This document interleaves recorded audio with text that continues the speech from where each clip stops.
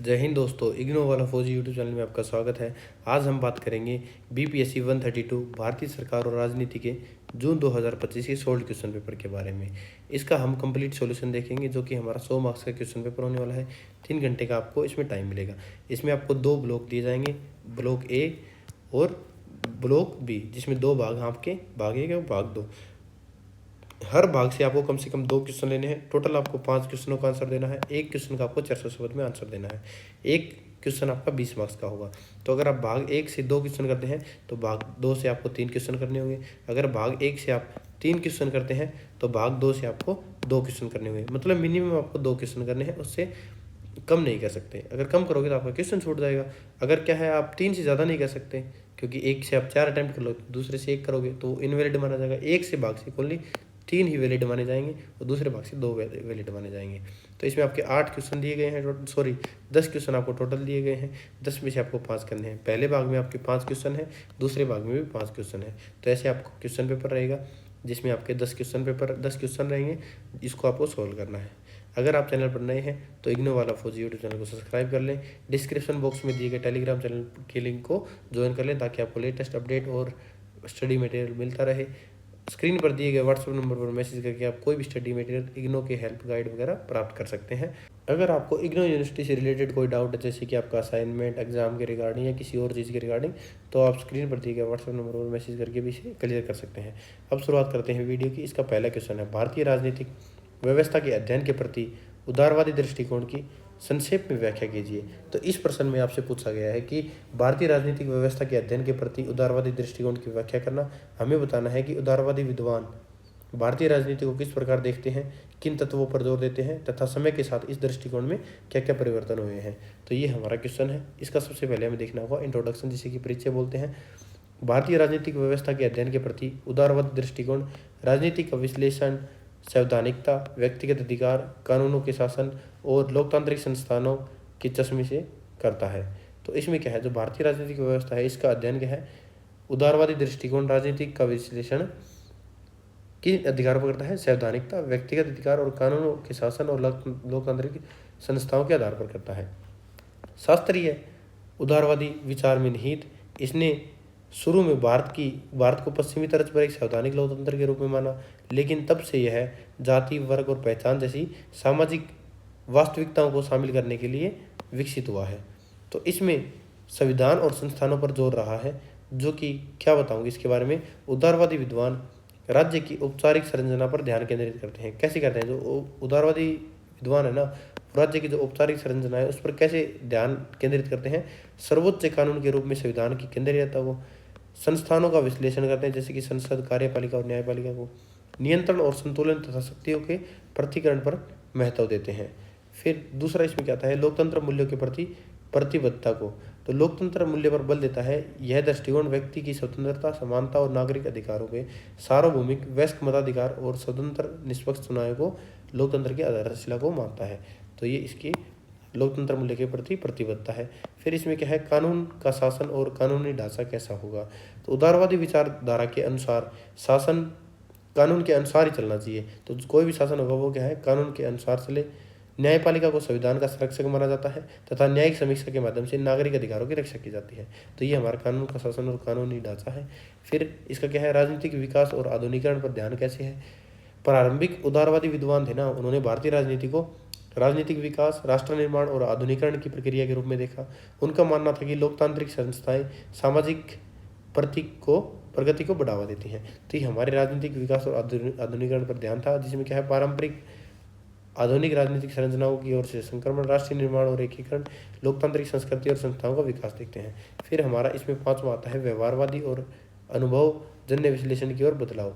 तो ये क्या होता है हमारा, बाद में क्या है, उदारवादी अध्ययन केवल क्या है, संस्थाओं तक सीमित नहीं था, बल्कि मतदान, व्यवहार, राजनीतिक भागीदार, नेतृत्व, जनमत और दलगत राजनीति का भी अध्ययन किया जाने लगा। तो ये हमारे व्यवहारवादी और अनुभवजन्य विश्लेषण थे, जिसमें हमें क्या है, मतदाता के पैटर्न, दलीय प्रतिस्पर्धा, नेतृत्व, जनमत और राजनीतिक भागीदारी की भूमिका को देखा। फिर आता है इसमें सामाजिक विविधता की स्वीकार्यता। तो सामाजिक विविधता की स्वीकृति कैसे होती है, जो समकालीन उदारवादी दृष्टिकोण है वो जाति, धर्म, भाषा, क्षेत्र और पहचान पर आधारित राजनीति की भूमिका को स्वीकार करते हैं और संघवाद और विविधता के बीच में संतुलन को बल देते हैं। तो ये हमारी सामाजिक विविधता की स्वीकार्यता है। फिर 7वां क्या था, नागरिक समाज और शासन की भूमिका कैसी होती है। तो नागरिक समाज और सुशासन में आधुनिक उदारवादी दृष्टिकोण। नागरिक समाज पारदर्शिता, जवाबदेही, मानवाधिकार, जन कल्याण नीतियों तथा सुशासन को राजनीतिक अध्ययन का महत्वपूर्ण भाग मानता है। जिसे नागरिक समाज और शासन की भूमिका देखते हैं। फिर इसमें उदारवादी दृष्टिकोण की कुछ सीमाएं हैं, कुछ कमियां हैं। वो क्या क्या कमियां हैं, जो प्रारंभिक संस्करण है वो अत्यधिक औपचारिक और यूरोपीय केंद्रित थे। जो प्रारंभिक उदारवादी दृष्टिकोण थे ना, वो क्या थे, हमारे पश्चिमी केंद्रित था। अनौपचारिक सत्ता संरचनाओं और असमताओं को कम करके आंका गया है। जो सामाजिक और आर्थिक असमानता है ना, उनको जो पर्याप्त महत्व देना चाहिए था वो नहीं दिया गया है। मार्क्सवादी दृष्टिकोण द्वारा रेखांकित संरचना मुद्दों को कम करके आंका जा सकता है। जाति, वर्ग और शक्ति संरचनाओं की भूमिका को, जैसे कि मार्क्सवादी दृष्टिकोण बोलते हैं, उनकी भूमिका को कभी भी कम करके आंकता है। ये इस क्वेश्चन का निष्कर्ष होगा। पहले क्वेश्चन का निष्कर्ष करवा रहा हूँ, बाद में आपको सभी क्वेश्चनों के निष्कर्ष खुद डिसाइड करने होंगे। तो भारतीय राजनीतिक व्यवस्था के अध्ययन का उदारवादी दृष्टिकोण एक कानूनी संस्थागत ढांचे से विकसित होकर एक अधिक अनुभवजन्य, समावेशी, संदर्भ जागरूक विश्लेषण बन गया है। जो सारे पॉइंट्स करवाए उनको इंक्लूड किया है इसने, जहाँ यह अधिकारों, संस्थानों और लोकतांत्रिक मानदंडों को प्राथमिकता देना जारी रखता है।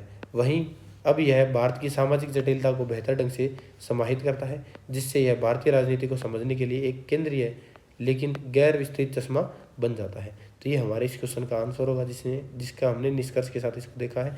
नेक्स्ट क्वेश्चन हमारा है, भारतीय राजनीति के अध्ययन के प्रति मार्क्सवादी दृष्टिकोण की व्याख्या कीजिए। जो भारत का राजनीतिक अध्ययन है ना, उसका मार्क्सवादी दृष्टिकोण बताना है हमें इसमें। तो इसका परिचय कैसे दोगे आप, सबसे पहले देना है इसका परिचय। भारतीय राजनीति के अध्ययन के प्रति मार्क्सवादी दृष्टिकोण राजनीतिक प्रतिक्रियाओं को अधिक संरचनाओं, वर्ग संबंधों और भौतिक स्थितियों के संदर्भ में समझने के लिए कार्ल मार्क्स के विश्लेषणात्मक ढांचे को लागू करता है। यह राजनीति को एक स्वायत्त क्षेत्र के रूप में नहीं, बल्कि जो राजनीति है उसको एक अलग क्षेत्र के रूप में नहीं, बल्कि समाज के अंतर्निहित आर्थिक आधार में भी गहरी जड़ों के रूप में देखता है। तो ये क्या है, किसी को अलग थलग करके नहीं देखता, बल्कि सभी मुद्दों को कंबाइंड करके इसको देखता है। भारतीय संदर्भ में इस दृष्टिकोण को उपनिवेशवाद, जाति, कृषि संरचनाओं और असमान विकास को ध्यान में रखने के लिए अनुकूलित किया गया है। तो भारतीय राजनीतिक अध्ययन में जो मार्क्सवादी दृष्टिकोण है वो कैसे देखता है राजनीति को, आर्थिक संरचनाओं, वर्ग संबंधों और भौतिक परिस्थितियों के संदर्भ में इसको समझता है। तो इसको समझने के लिए हमें क्या करना पड़ेगा, ऐतिहासिक भौतिकवाद पर आधारित दृष्टिकोण को देखेंगे। ये कैसा रहा है, जो मार्क्सवादी दृष्टिकोण का आधार क्या रहा है, ऐतिहासिक भौतिकवाद। तो इसके अनुसार समाज की आर्थिक संरचना राजनीतिक और वैचारिक संरचना को निर्धारित करता है। भारत में उत्पादन के बहुत सारे तरीके थे, उसमें क्या है, सामंतवाद, औपनिवेशिक पूंजीवाद और आधुनिक पूंजीवाद ने राजनीतिक व्यवस्था को प्रभावित किया है। तो ये हमारे ऐतिहासिक भौतिकवाद पर आधारित दृष्टिकोण था। फिर इसमें आता है हमारा वर्ग विश्लेषण पर आधारित दृष्टिकोण। तो ये वर्ग विश्लेषण पर कैसे जोर देता है, तो वर्ग विश्लेषण में मार्क्सवादी विद्वान समाज को विभिन्न वर्गों जैसे कि पूंजीवादी, जमींदार, किसान, श्रमिक, इनमें विभाजित करता है। उनके अनुसार भारतीय राजनीति को समझने के लिए वर्ग संघर्ष का अध्ययन आवश्यक है। राजनीतिक दलों और नीतियों को भी वर्गीय हितों के प्रतिनिधित्व के रूप में देखा जा सकता है। फिर इसमें क्या है, जो भारतीय राज्य की आलोचना भी प्रदान करते हैं। तो इसमें कैसे देखोगे, भारतीय राज्य की अवधारणा को देखेंगे इसमें। मार्क्सवादी दृष्टिकोण राज्य को तटस्थ संस्था नहीं मानता है। इसके अनुसार राज्य क्या है, प्रभुत्वशाली आर्थिक वर्गों के हितों की रक्षा करता है। लोकतांत्रिक व्यवस्था होने के बावजूद आर्थिक असमानता सत्ता और संसाधनों के वितरण को प्रभावित करता है। तो ये हमारे राज्य की अवधारणा है। फिर इसमें देखते हैं उपनिवेशवाद और साम्राज्यवाद का विश्लेषण देखेंगे। ये कैसे करता है, मार्क्सवादी विद्वानों ने ब्रिटिश शासन को आर्थिक शोषण की व्यवस्था माना है। उनके अनुसार औपनिवेशिक शासन ने भारत की अर्थव्यवस्था को कमजोर किया है और उसे वैश्विक पूंजीवाद व्यवस्था का अधीनस्थ भाग बना दिया है। तो ये हमारे उपनिवेशवाद और साम्राज्यवाद का विश्लेषण था। फिर इसमें कैसे देखते हैं, भारत में विकास और पूंजीवाद की आलोचना को देखेंगे मार्क्सवादी दृष्टिकोण से। तो यह दृष्टिकोण स्वतंत्रता के बाद अपनाई गई विकास नीतियों की भी आलोचना करता है। तो स्वतंत्रता के बाद क्या है, जो विकास नीतियाँ अपनाई गई है ना, उसका आलोचना करता है। कि मार्क्सवादी विचारकों का मानना है कि कई नीतियां बड़े उद्योग और पूंजीपतियों को लाभ पहुंचाती है, जबकि श्रमिकों और किसानों के हितों की उपेक्षा करती है। तो इसके अनुसार क्या है कि मार्क्सवादी विचारक मानते हैं कि जो ये नीतियां बनाई गई है ना, ये बड़े उद्योगपति और पूंजीपतियों के लिए बनाई गई है, जो कि उनको लाभ पहुंचाती है, जो श्रमिक और किसानों के हितों की रक्षा नहीं करती है। इसे बोलते हैं भारत में विकास और पूंजीवाद की आलोचना। फिर अगला इसमें क्या देखेंगे, वर्ग विश्लेषण में जाति का समावेश, जाति और वर्ग का संबंध बोला गया है इसे। तो इसको देखते हैं, जो भारतीय मार्क्सवाद विद्वानों ने क्या स्वीकार किया है कि भारत में केवल वर्ग विश्लेषण पर्याप्त नहीं है, जाति और वर्ग एक दूसरे से जुड़े हुए हैं। जाति संस्थानों, शिक्षा, रोजगार और राजनीतिक शक्ति तक पहुंच प्रभावित है, इसलिए भारतीय राजनीति को समझने के लिए दोनों का उपयुक्त अध्ययन आवश्यक है। तो वर्ग विश्लेषण, जाति का समावेश इसमें किया जाना चाहिए। फिर आता है इसमें जन आंदोलन और क्रांतिकारी परिवर्तन। तो जन आंदोलन का महत्व क्या रहा है। मार्क्सवादी दृष्टिकोण जैसे कि किसान आंदोलन, श्रमिक आंदोलन और वामपंथी संघर्षों को वर्ग संघर्ष की अभिव्यक्ति मानता है। ये आंदोलन सामाजिक आर्थिक न्याय की स्थापना के प्रयासों का प्रतिनिधित्व करते हैं, ये हमने देखा। फिर इसमें क्या है, मार्क्सवादी दृष्टिकोण की कुछ सीमाएं भी हैं, वो देखेंगे। तो इसमें क्या देखोगे, जो मार्क्सवादी दृष्टिकोण है उसकी क्या क्या सीमा रही है। यह आर्थिक कार्यों पर अत्यधिक जोर देता है। इसकी सीमाओं की बात करें तो मार्क्सवादी दृष्टिकोण की सीमा, तो इसमें आर्थिक कार्यों पर ये अत्यधिक जोर देता है। धर्म, संस्कृति और पहचान की राजनीति है ना, जो संस्कृति धर्म की पहचान की राजनीति है उसको कभी कभी कम महत्व देता है। जो भारतीय समाज की जातीय और क्षेत्रीय विविधता है, जो जातीय और क्षेत्रीय विविधता है उसकी पूर्ण व्याख्या नहीं कर पाता है। फिर जो इसके क्रांतिकारी परिवर्तन की भविष्यवाणियाँ हैं कि भारतीय संदर्भ में पूरी तरह सफल नहीं हुई है, ये उसकी कुछ सीमाएं हैं। फिर इसके बाद इसका क्या है, निष्कर्ष कर सकते हैं इस क्वेश्चन का कि इसका क्या निष्कर्ष रहेगा, जो कि हमने आंसर दिया है उसके बेस पर इसका निष्कर्ष किया जा सकता है। ये हमारा क्वेश्चन था जिसका हमने आंसर देखा। अब इसका नेक्स्ट क्वेश्चन क्या है, क्वेश्चन नंबर 3, भारतीय संविधान की बुनियादी विशेषताओं की संक्षेप में व्याख्या कीजिए। तो इस क्वेश्चन में हमें क्या देखना है, भारतीय संविधान की बुनियादी जो मुख्य विशेषताएं हैं उनकी हमें व्याख्या करना है। हमें इस क्वेश्चन में बताना है कि भारतीय संविधान को अन्य संविधानों से अलग और विशिष्ट बनाने वाली प्रमुख विशेषताएं कौन कौन सी हैं। तो इसको हम देखेंगे। सबसे पहले देखते हैं इसका परिचय क्या होगा। 1949 में अपनाया गया और 26 जनवरी 1950 को, 26 जनवरी 1949 को अपनाया गया था और 26 जनवरी 1950 को प्रभावी हुआ था, इसको लागू कर दिया गया था। भारत का संविधान देश का सर्वोच्च कानून है। यह राजनीतिक शासन की रूपरेखा तैयार करता है, संस्थाओं की संरचना को परिभाषित करता है, नागरिकों के अधिकारों की गारंटी देता है। B.R. अम्बेडकर की अध्यक्षता में तैयार किया गया संविधान अपनी व्यापकता, अनुकूलशीलता के लिए जाना जाता है। तो ये क्या है, भीमराव अम्बेडकर की अध्यक्षता में तैयार किया गया था। ये किसके लिए जाना जाता है, व्यापकता और अनुकूलनशीलता के लिए जाना जाता है। तो इसकी क्या क्या विशेषताएं हैं वो देखेंगे। लिखित और विस्तृत संविधान है हमारा। तो अलिखित ब्रिटिश प्रणाली के विपरीत भारत एक लिखित संविधान है। यह दुनिया के सबसे लंबे संविधानों में से एक है जिसमें शासन, अधिकार और प्रशासन के संबंध में विस्तृत प्रावधान शामिल है। फिर इसमें क्या है, संप्रभु, समाजवादी, धर्मनिरपेक्ष, लोकतांत्रिक, गणराज्य इसमें देखने को मिलते हैं। तो इसमें क्या है, जो संविधान की प्रस्तावना है वो भारत को संप्रभु, समाजवादी, धर्मनिरपेक्ष, लोकतांत्रिक और गणराज्य घोषित करती है। ये भारतीय राजनीति की मूल प्रकृति को हमें व्यक्त करती है। फिर थर्ड आता है इसका, एकात्मक विशेषताओं के साथ संघीय व्यवस्था। तो एकात्मक विशेषताएं बतानी है और संघीय व्यवस्था के बारे में बताना है। तो संविधान केंद्र और राज्य के बीच में शक्तियों का विभाजन करता है, इसलिए भारत एक संघीय राज्य है। तो भारत क्या है, एक संघीय ढांचे की स्थापना करता है जिसमें क्या होता है कि मजबूत केंद्र हो, आपातकालीन प्रावधान हो, एकल संविधान जैसी विशेषताओं के कारण इसमें एकात्मक तत्व भी मौजूद हैं। ये एकात्मक विशेषताओं और संघीय व्यवस्था के बारे में बताता है। फिर सरकार का संसदीय स्वरूप कैसा है, हमारी संसदीय शासन प्रणाली कैसी है। तो भारत ने ब्रिटेन की संसदीय शासन प्रणाली को अपनाया है। किसका प्रणाली को, ब्रिटिश की संसदीय प्रणाली को अपनाया है। राष्ट्रपति इसका संवैधानिक प्रमुख होता है। जो प्रधानमंत्री है वो वास्तविक कार्यपालिका का प्रमुख होता है। राष्ट्रपति क्या है, नाम मात्र का प्रमुख होता है, लेकिन राष्ट्रपति संवैधानिक प्रमुख होता है। मंत्रिपरिषद सामूहिक रूप से लोकसभा के प्रति उत्तरदायी होती है। ये हमारे भारतीय सरकार का संसदीय स्वरूप है। तो फिर इसका मौलिक अधिकारों की बात करें तो संविधान नागरिकों को मौलिक अधिकार प्रदान करता है। कौन कौन से अधिकार, समानता का अधिकार देता है, स्वतंत्रता का अधिकार, शोषण के विरुद्ध अधिकार, धार्मिक स्वतंत्रता का अधिकार और सांस्कृतिक और शैक्षिक अधिकार इसमें मिलते हैं। ये अधिकार नागरिकों की स्वतंत्रता और गरिमा की रक्षा करते हैं। ये अधिकार जो है वो व्यक्ति की स्वतंत्रता और राज्य की कार्रवाई के खिलाफ सुरक्षा को सुनिश्चित करते हैं। तो इसमें ये हमारे क्या दिए जाते हैं, 6 मौलिक अधिकार हैं जिनको देख सकते हैं, जिसमें ये इंक्लूड किए गए हैं एक एक। फिर राज्य की नीति निर्देशक सिद्धांत क्या है, इनको देखेंगे। ये सामाजिक और आर्थिक कल्याण प्राप्त करने के लिए सरकार के लिए दिशा निर्देश हैं। जो राज्य के नीति निर्देशक हैं इसमें न्याय, समानता और कल्याण को बढ़ावा देते हैं, असमानता को कम करते हैं, पर्याप्त आजीविका को सुनिश्चित करते हैं। फिर इसके मौलिक कर्तव्य क्या है, जो 42वां संशोधन है जोड़े के कर्तव्य नागरिकों की जिम्मेदारी की याद दिलाते हैं। संविधान और राष्ट्रीय प्रतीकों का सम्मान करना है, सद्भावना को बढ़ावा देना है, पर्यावरण की रक्षा करना है, ये हमारे मौलिक कर्तव्य है। फिर स्वतंत्र न्यायपालिका क्या है?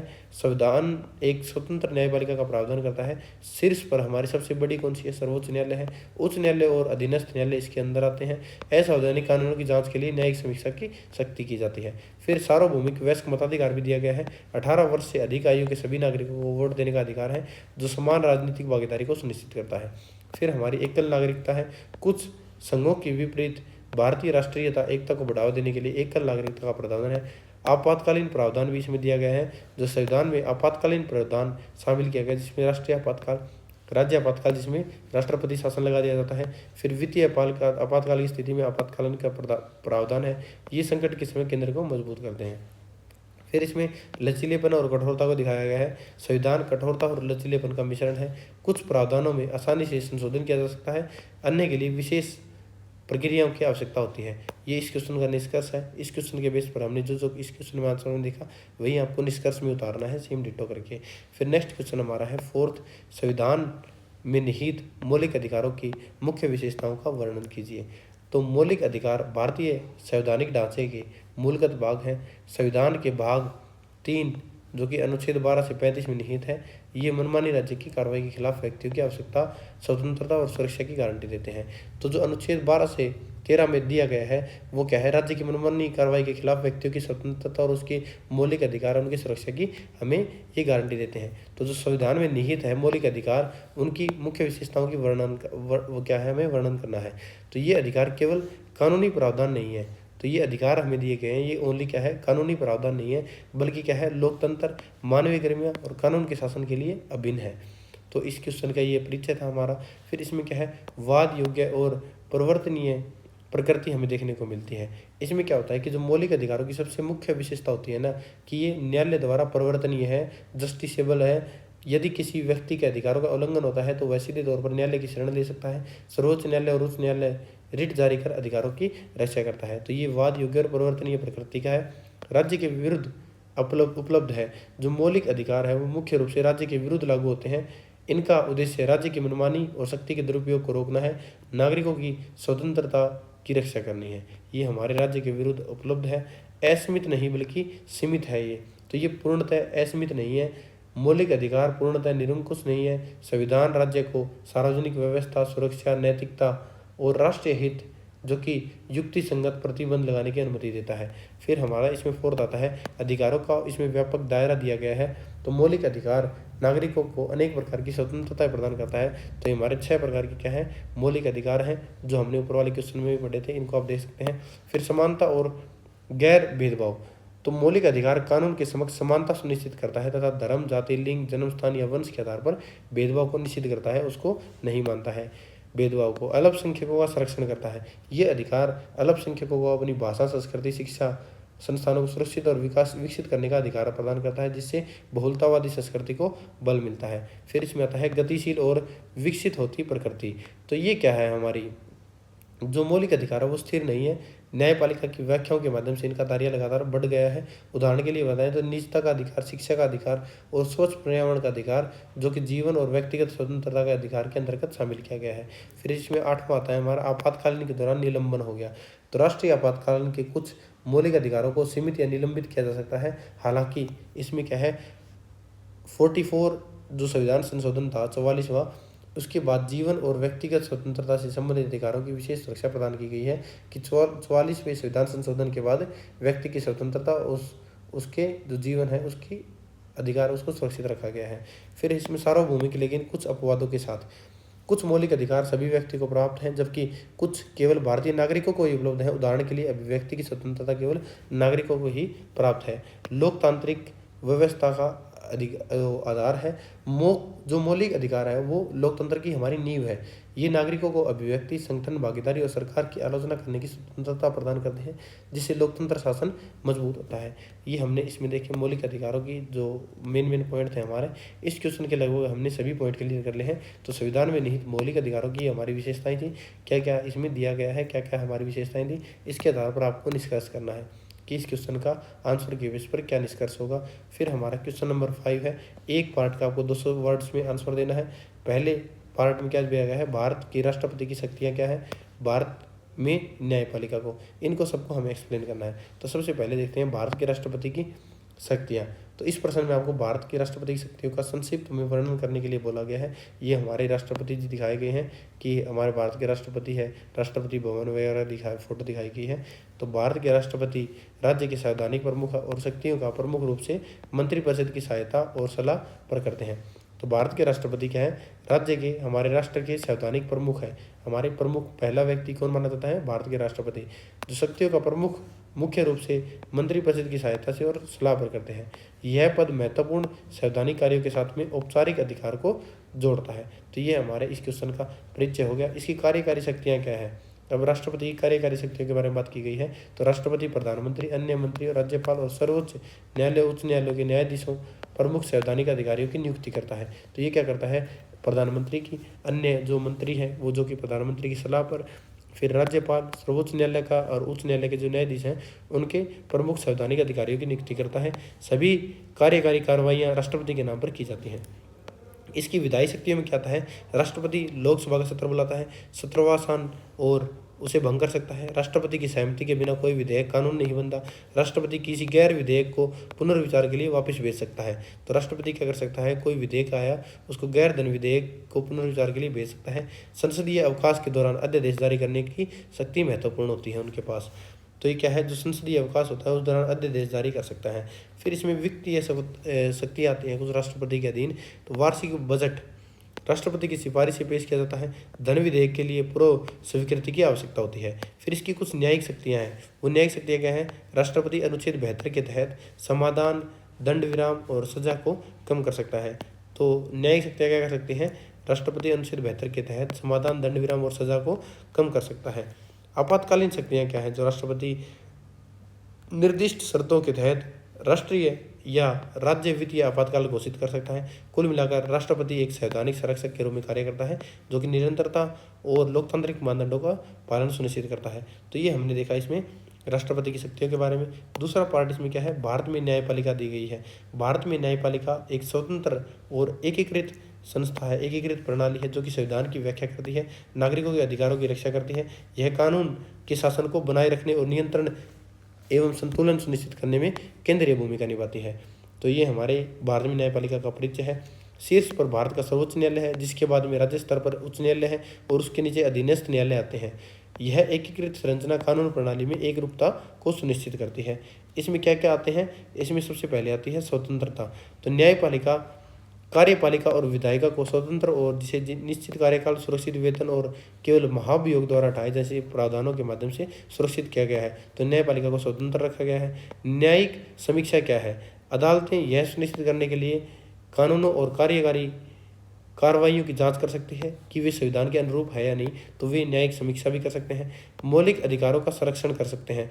नागरिक अधिकारों के प्रवर्तन के लिए अनुच्छेद 32 के तहत सीधे सर्वोच्च न्यायालय का रुख कर सकते हैं अगर उनके मौलिक अधिकारों का संरक्षण नहीं होता है। तो जनहित याचिका का देख सकते हैं। यह नवाचार गैर प्रभावित व्यक्तियों को हाशिए पर पड़े जो समुदाय है उनकी ओर से न्याय के लिए अदालतों का रुख करने की अनुमति देते हैं। ये हमारे सुप्रीम कोर्ट का दिखाया गया है, कुछ व्यू फोटो वगैरह दिखाई गई है।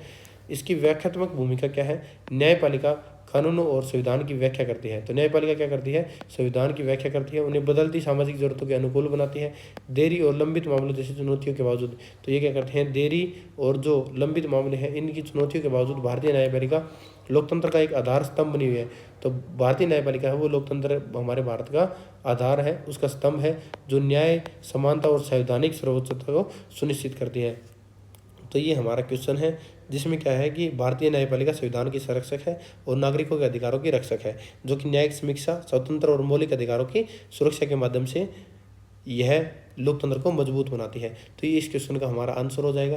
फिर देखते हैं इसका 6th क्वेश्चन, भारत में आदिवासियों के कल्याण के लिए संविधान में निहित प्रावधानों की व्याख्या कीजिए। आदिवासियों के कल्याण के लिए संविधान में क्या क्या निहित प्रावधान है उनको देखना है। सबसे पहले देखेंगे इसका परिचय क्या होगा। भारत का संविधान अनुसूचित जनजाति जो कि ST के अधिकारों की रक्षा करने के लिए, उनके कल्याण को बढ़ावा देने के लिए एक व्यापक ढांचा शामिल करता है। ये जो प्रावधान है वो समावेशी विकास सुनिश्चित करने और ऐतिहासिक हाशिए पर जाने की स्थिति को संबोधित करने के लिए सुरक्षात्मक भेदभाव, प्रशासनिक सुरक्षा उपाय और सांस्कृतिक अधिकारों का विकास उपायों को जोड़ते हैं। ये इस क्वेश्चन का परिचय हो जाएगा। अब इसकी क्या है, मौलिक अधिकार हैं जो कि संविधान के भाग 3 के अंतर्गत आते हैं। तो कई मौलिक अधिकार प्रत्यक्ष रूप से आदिवासियों की रक्षा करते हैं। वो कौन कौन से हैं? इसमें आते हैं अनुच्छेद 14 जो कि कानून के समक्ष समानता रखता है, अनुच्छेद 15 का 4 अनुसूचित जनजातियों सहित सामाजिक और शैक्षणिक रूप से पिछड़े वर्गों के लिए विशेष प्रावधान की अनुमति देता है, अनुच्छेद 16 का 4 क्या बताता है, सार्वजनिक रोजगार में आरक्षण है, अनुच्छेद 19(5) बताता है आदिवासी हितों की रक्षा के लिए उचित प्रतिबंध, जैसे कि आदिवासी क्षेत्रों में भूमि और आवागमन के लिए ये स्पेशल किया गया है। अनुच्छेद 23 क्या बताता है, जबरन श्रम को प्रतिबंधित करता है, जैसे कि बंधुआ और जबरन श्रम प्रथाओं के खिलाफ है। तो इसमें क्या है, ये बहुत पहले प्रचलित था, अभी ये बहुत ज़्यादा कम हो गया है, अभी तो ना के बराबर ही है, तो ये इसे करता है। तो ये अधिकार क्या है, भेदभाव और शोषण के खिलाफ एक कानूनी ढाल प्रदान करते हैं। दूसरा इसमें क्या है, राज्य के नीति निर्देशक सिद्धांत जो कि भाग 4 के अंदर आते हैं। ऊपर वाले क्या थे, मौलिक अधिकार थे जो भाग 3 के अंदर आते थे। अब राज्य के नीति निर्देशक सिद्धांत है वो भाग 4 के अंदर आते हैं। इसमें अनुच्छेद 46 क्या बताता है, राज्य को अनुसूचित जनजातियों के शैक्षणिक और आर्थिक हितों को बढ़ावा देने के लिए तथा सामाजिक अन्याय और शोषण से उनकी रक्षा करने का निर्देश देता है। यद्यपि ये गैर न्यायोचित फिर भी यह अनुच्छेद नीति निर्माण और कल्याणकारी कार्यक्रम का मार्गदर्शन करते हैं। तो यह क्या है कि ये गैर न्यायोचित है, फिर भी क्या है, यह नीति निर्माण कल्याणकारी कार्यक्रमों का मार्गदर्शन करता है, उनमें उनकी हेल्प करता है। अगला है राजनीतिक प्रतिनिधित्व। तो इसमें 2 अनुच्छेद हैं, अनुच्छेद 330, 332 और अनुच्छेद 334। 330 और 332 क्या बोलता है, लोकसभा और राज्यसभा विधानसभाओं में अनुसूचित जनजातियों के लिए सीटों का आरक्षण किया गया है।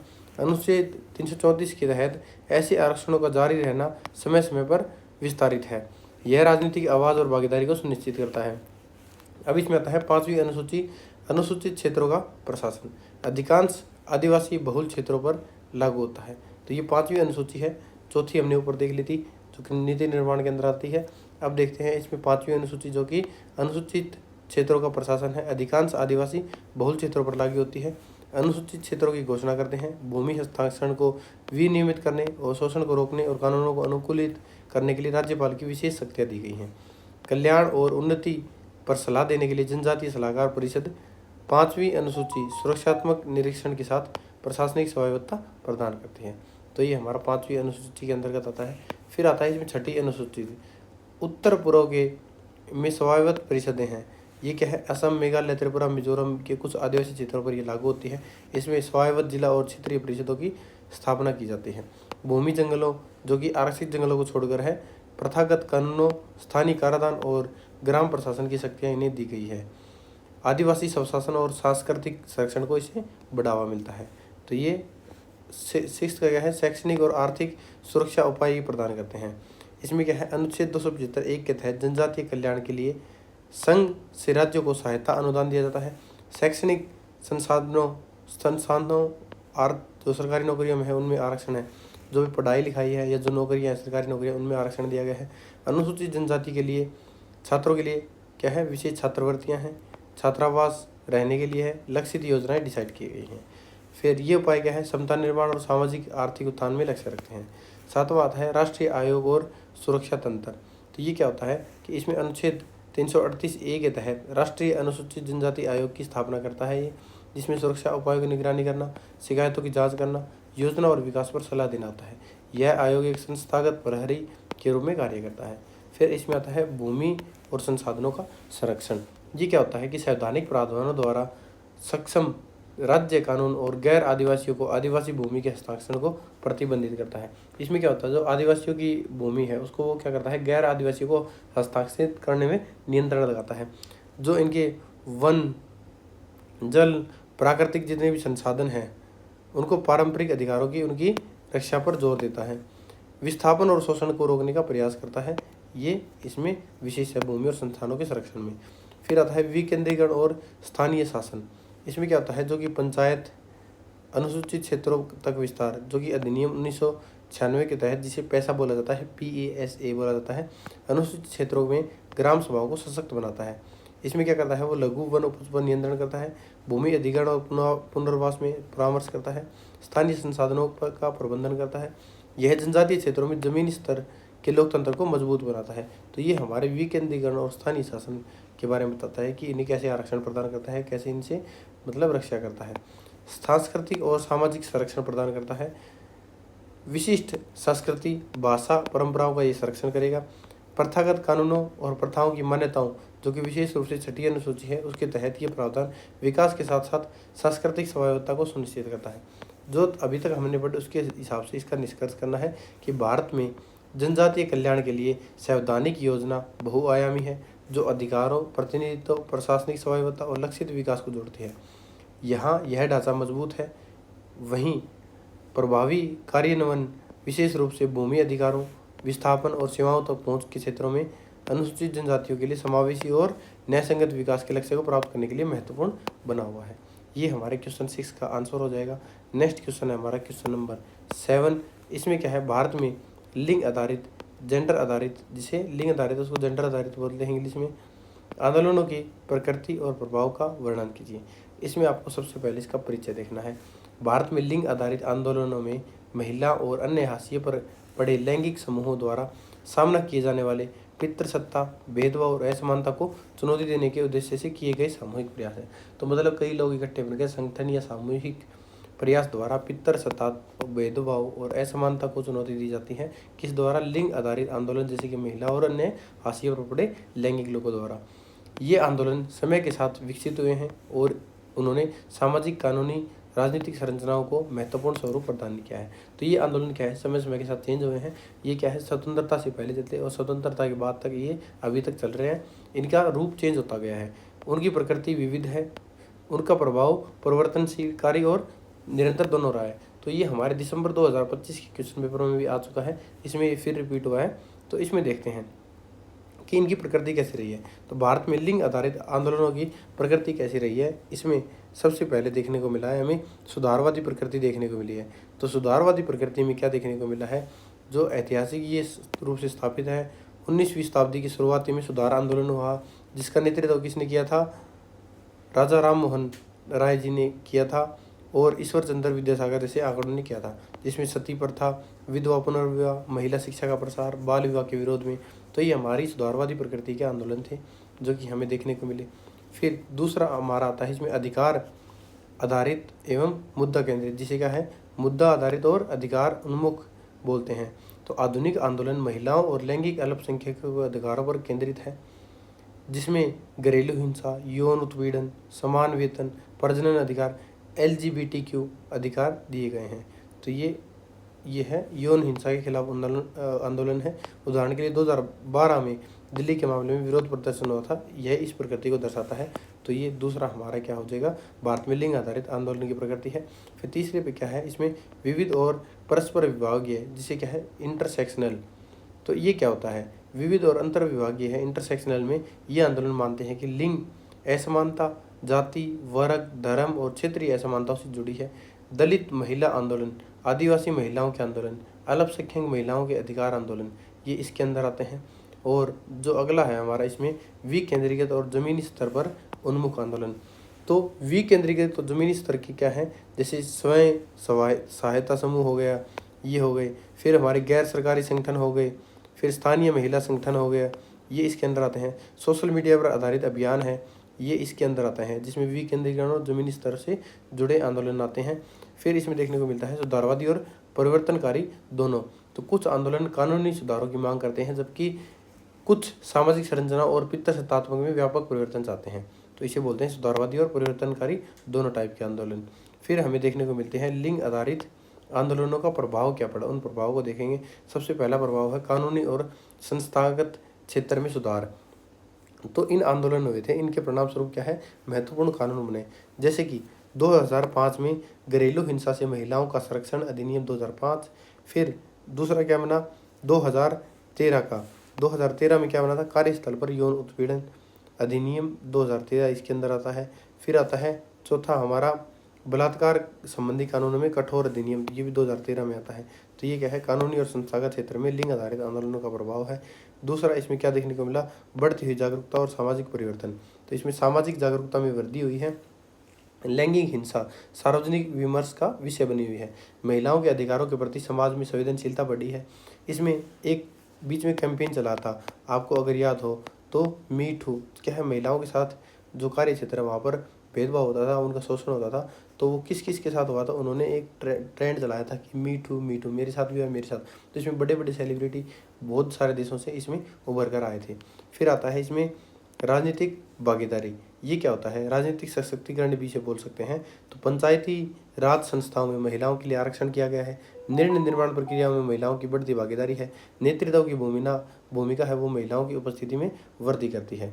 फिर इसके साथ हमें क्या देखने को मिलता है, महिलाओं के सशक्तिकरण को देखने को मिलता है कि महिलाओं सशक्तिकरण में जो ये आंदोलन है, इनमें समान वेतन, रोजगार के अवसर, वित्तीय स्वतंत्रता करके महिलाओं के सशक्तिकरण की आवाज़ उठाई है। तो हालांकि इसके प्रभाव सारे एक समान नहीं है। जो स्थायी पितृसत्ता है, हिंसा है, संसाधनों तक असमान पहुंच और सामाजिक प्रतिरोध जैसी चुनौतियां प्रगति को सीमित करती हैं। कुछ मामलों में क्या है, नारीवादी आंदोलन के खिलाफ प्रतिक्रिया इसमें भी हो रही है, जो ये प्रतिक्रिया हमें देखने को मिली है। तो इसमें बहुत सारी चुनौतियां हैं। तो इसमें क्या क्या चुनौतियां आपको देखने को मिली, जो गहरी जड़ें हैं पितृसत्तात्मक मूल्य की, महिलाओं के विरुद्ध हिंसा है, ग्रामीण शहरी असमानता है, संसाधनों और अवसरों तक समान पहुंच है, सामाजिक और सांस्कृतिक प्रतिरोध है, विभिन्न महिला समूहों के हितों में जो विविधता है वो हमें देखने को मिलती है। ये इस क्वेश्चन का निष्कर्ष हो जाएगा, जो कि इस क्वेश्चन के आंसर पर बेस्ड है। आपको इसको भी लिख सकते हैं या आप अपना जो है वो भी डिसाइड कर सकते हैं। फिर आता है 8वां क्वेश्चन, भारत में श्रमिक किसान आंदोलन का उदारीकरण के प्रभाव में संक्षेप में व्याख्या कीजिए। तो सबसे पहले लिखेंगे इसका परिचय क्या होता है। तो भारत में जो है आर्थिक उदारीकरण 1991 में शुरू हुआ था।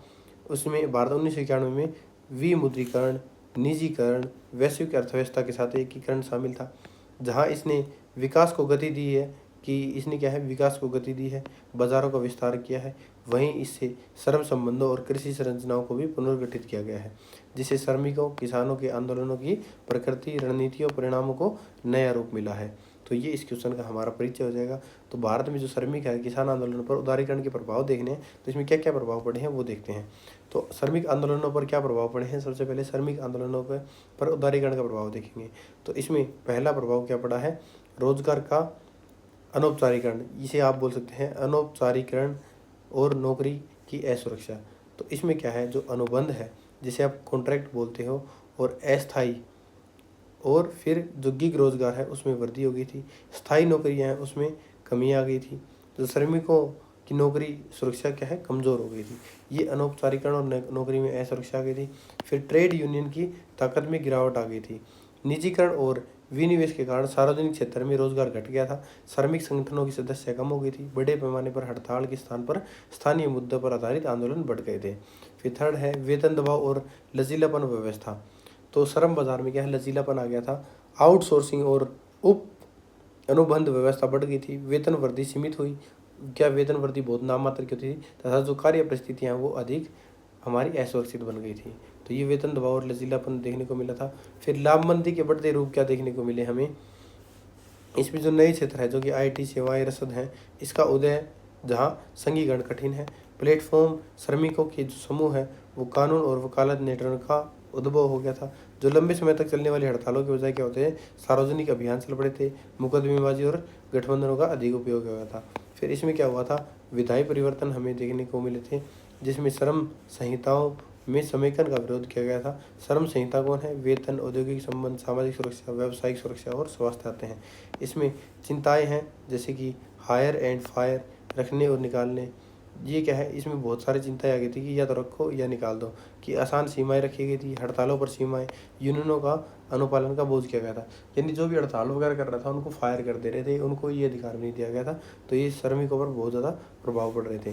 फिर है किसान आंदोलनों पर उदारीकरण का क्या प्रभाव पड़ा है ये देखेंगे। इसमें क्या देखेंगे, जो सबसे पहले है व्यवसायीकरण और बाजार निर्भरता। तो कृषि का व्यवसायीकरण है, इस पर किसानों का क्या प्रभाव पड़ा। जो नकदी फसलों और निर्यात उन्मुख कृषि है की ओर बदलाव ने मूल्य अस्थिरता के प्रति जोखिम को बढ़ा दिया है। जो इनपुट लागत है, जो बीज, उर्वरक, जो ऋण है, जैसे जो श्रम है, वो बढ़ गई थी। और किसानों के लिए क्या है, व्यापक शर्तें अक्सर प्रतिकूल रही हैं।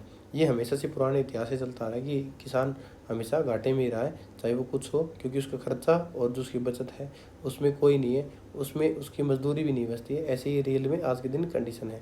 इसलिए जो किसान आंदोलन हुआ था उसमें एमएसपी के लिए लड़ाई और आंदोलन किया गया था, ताकि एमएसपी को सुरक्षित रखा जा सके, उनके पास कुछ ना कुछ आमदनी बचे, क्योंकि सभी सेक्टर्स की कोई ना कोई ग्रोथ है, पेमेंट ग्रोथ है या उनकी पेमेंट है मंथली। लेकिन किसान की कुछ डिसाइडेड नहीं है। अगर एक फसल बर्बाद हो गई, 2 फसल बर्बाद होगी, तो 1 साल तक उसको कोई पेमेंट नहीं मिलती घाटे के सिवा।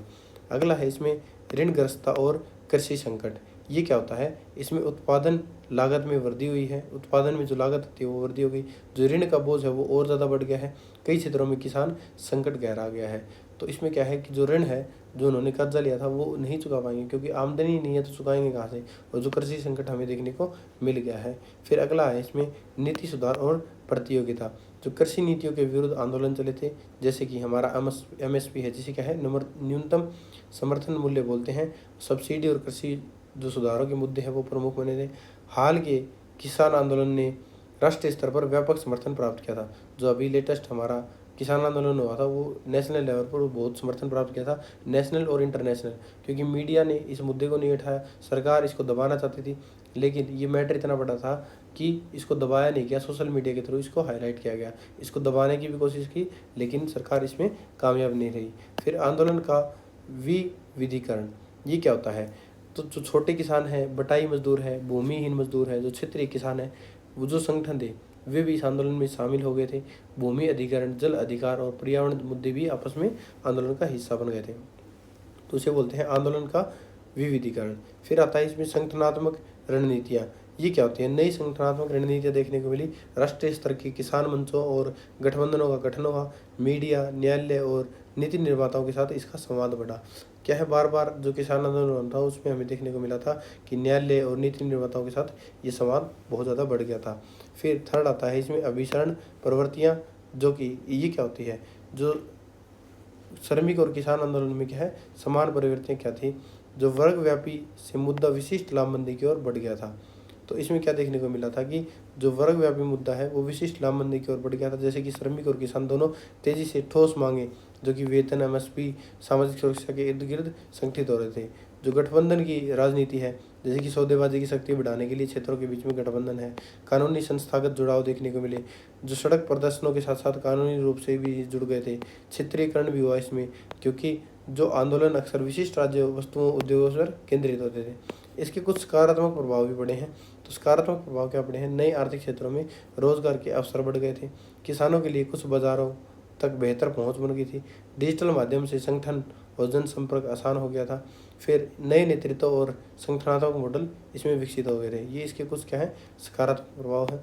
फिर इसके नकारात्मक प्रभाव हमें क्या देखने को मिले? श्रमिकों में रोजगार, असुरक्षा और अनौपचारिकरण बढ़ गया था। तो नकारात्मक प्रभाव में क्या है? जो श्रमिकों में क्या है, रोजगार, असुरक्षा और अनौपचारिकरण बढ़ गया था।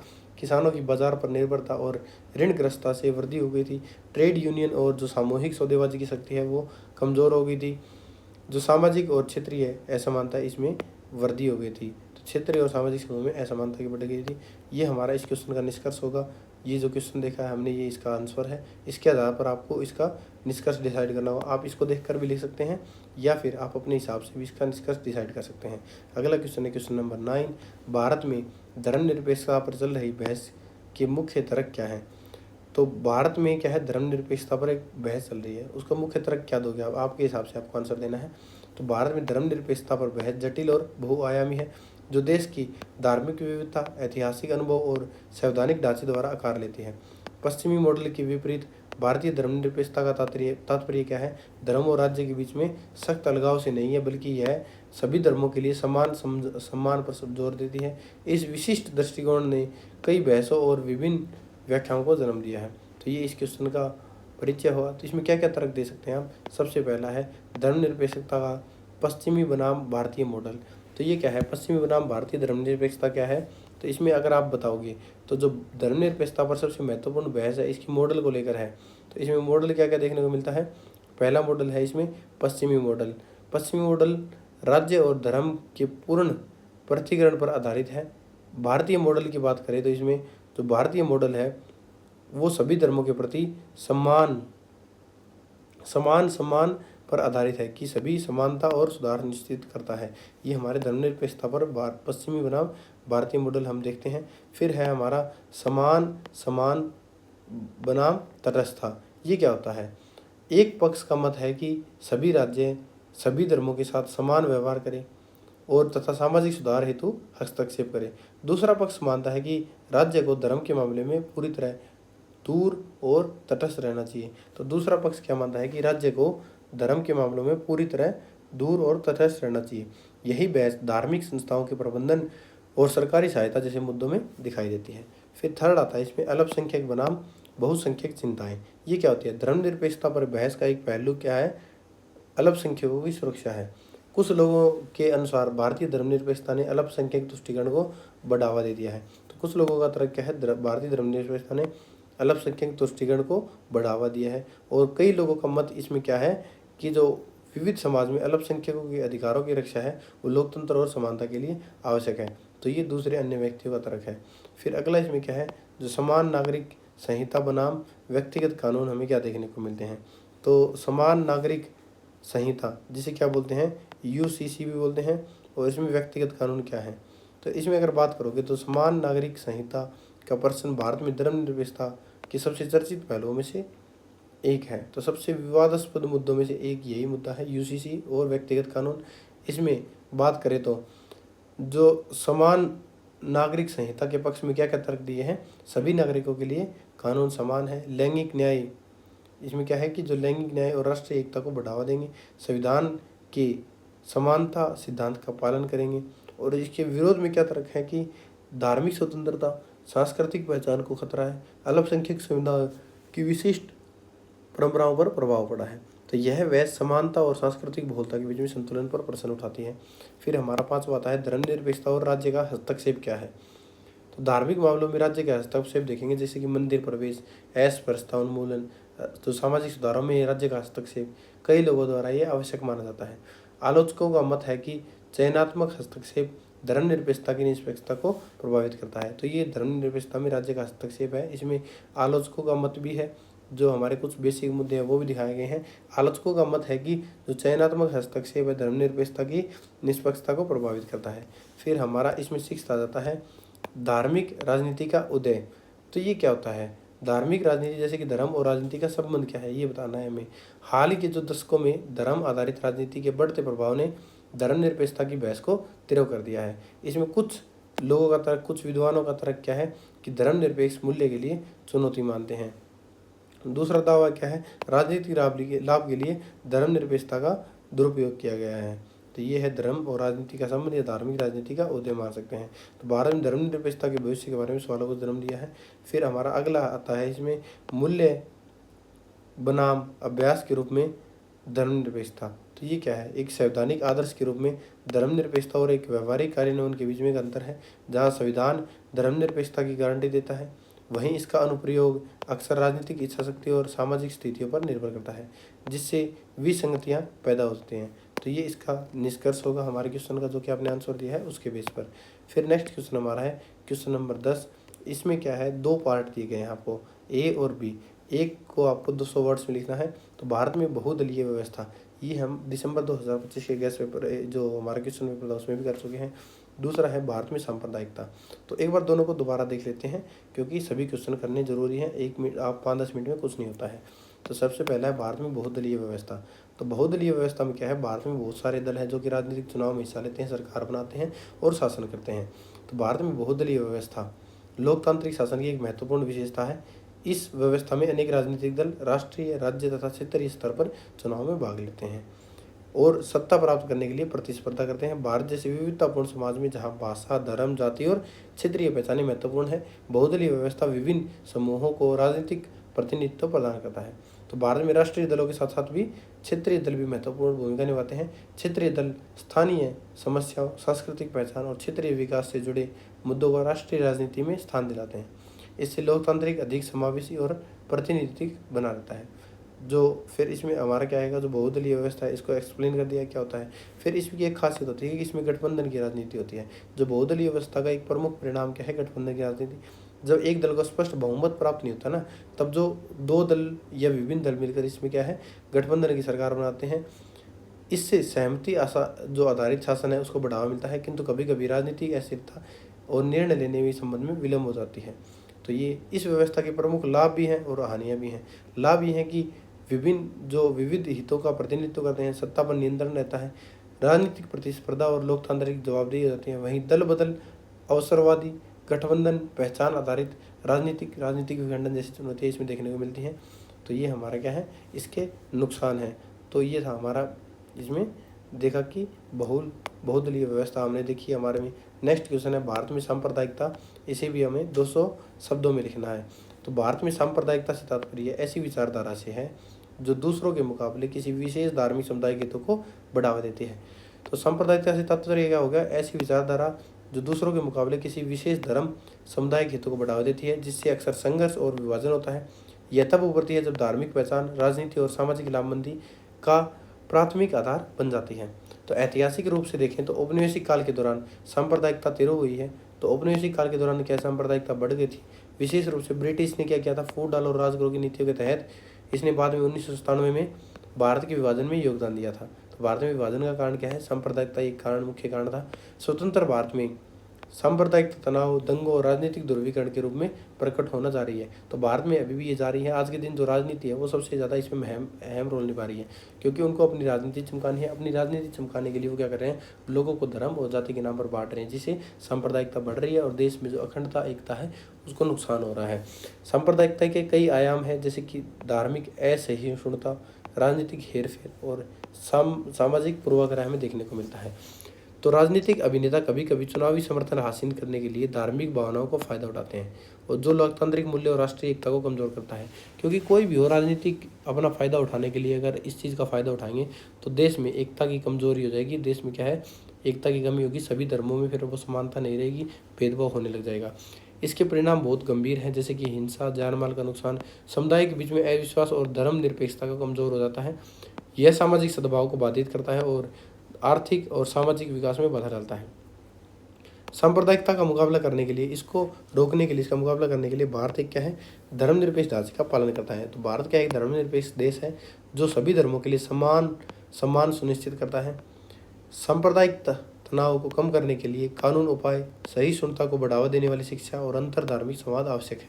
तो धर्म जो सांप्रदायिकता तनाव है उसको कम करने के लिए क्या है, हमारे पास कानूनी उपाय है, सहिष्णुता को बढ़ावा देने वाली शिक्षा है, अंतर धार्मिक संवाद आवश्यक है। तो इसका क्वेश्चन का निष्कर्ष क्या होगा, सांप्रदायिकता भारत की एकता और लोकतंत्र के लिए गंभीर चुनौती पेश करती है। इसका समाधान सहिष्णुता, समावेशिता, संवैधानिक मूल्य को बढ़ावा देने में निहित है।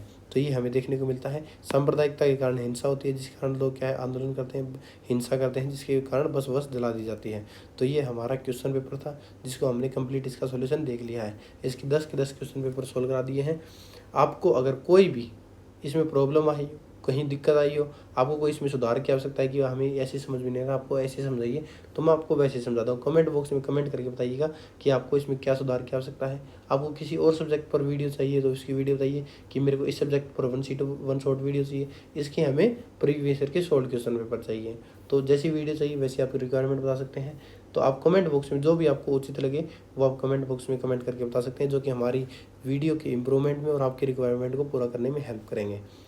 इससे अगली वीडियो में देखेंगे हम इसके दिसंबर के 2024 के सोल्ड क्वेश्चन पेपर को। इसलिए हमारे यूट्यूब चैनल को सब्सक्राइब कर लें, वीडियो को लाइक करें और टेलीग्राम चैनल का लिंक डिस्क्रिप्शन बॉक्स में दिया गया है, उसे ज्वाइन कर लें, ताकि आपको लेटेस्ट इन्फॉर्मेशन और स्टडी मटेरियल मिलता रहे। कोई भी स्टडी मटेरियल चाहिए वो आपको स्क्रीन पर दिए गए व्हाट्सएप नंबर पर मैसेज करके प्राप्त कर सकते हैं। जो आप क्लासेस ले रहे हैं, जो नहीं ले रहे हैं, वो सभी आपका स्टडी मटेरियल हम आपको प्रोवाइड करा देंगे। ये थी हमारी आज की वीडियो। मिलते हैं अगली वीडियो में, तब तक के लिए जय हिंद, जय भारत।